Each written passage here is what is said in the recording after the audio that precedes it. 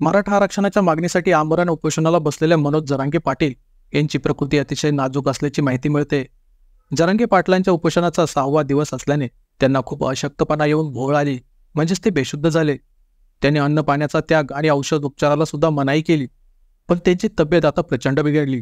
त्यांच्या नाकातून रक्तस्राव झालाय, तसेच त्यांना आता पोटदुखीचा त्रास होतोय. म्हणूनच आता महंतांनी त्यांना आग्रहाने पाणी पाजलं, पण जरांगेंची प्रकृती चिंताजनक असल्याने त्यांना पाणीही गोठवत नाहीये. म्हणूनच आता सर्वजण खूप चिंतेत पडले. जरांगे पाटलांच्या आंदोलनस्थळी सध्या मोठी गर्दी जमली. तेथे सर्वांकडून पाणी घ्या म्हणत घोषणाबाजी सुरू आहेत. मराठा आरक्षणासाठी आमरण उपोषण करणाऱ्या जरांगे पाटील यांची भूमिका ठाम आहेत. मराठा आरक्षणाच्या अधिसूचनेची अंमलबजावणी व्हावी आणि अधिसूचनेचं रूपांतर कायद्यात व्हावं, अशी जरांगे पाटलांची मागणी आहे. त्यासाठीच मनोज जरांगे पाटील यांनी जालन्यातील अंतरवाली सराटी येथे पुन्हा उपोषणाला सुरुवात केली. सलग 6व्या दिवशी उपोषण सुरू असल्याने जरांगे पाटलांची प्रकृती आता खालवत चालली आहे. पण सरकारने मात्र 20 फेब्रुवारीला अधिवेशन बोलावले. यामुळे मनोज जरांगे पाटील हे सरकारवर खूपच भडकले आहेत. यावेळी मनोज जरांगे पाटील यांनी आंदोलकांना भावनिक आवाहन केलंय.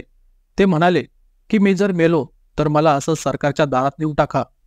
मी मेल्यावर या सरकारला धारेवर धरा. सरकारने आपल्याला येत्या 18 किंवा 19 फेब्रुवारीपर्यंत आरक्षण दिलं नाही तर आपण मुंबईला जाऊ. सरकार आपल्यासाठी इथे येत नाहीये तर आपण तेथे जाऊ. मी मेलो तर या सरकारला सोडू नका. मला तिकडे नेऊन टाका. आपण 18 फेब्रुवारीपर्यंत वाट बघू. सरकार आरक्षणाच्या कायद्याची अंमलबजावणी कधी करणार हे त्यांनी आधी आम्हाला सांगावं. त्यानंतर मी उपचार घेण्यास तयार आहे, असं मनोज जरांगे पाटील म्हणाले. पण आज मात्र त्यांची तब्येत खूपच बिघडली. ते बेशुद्ध झाल्याचे दिसत आहेत.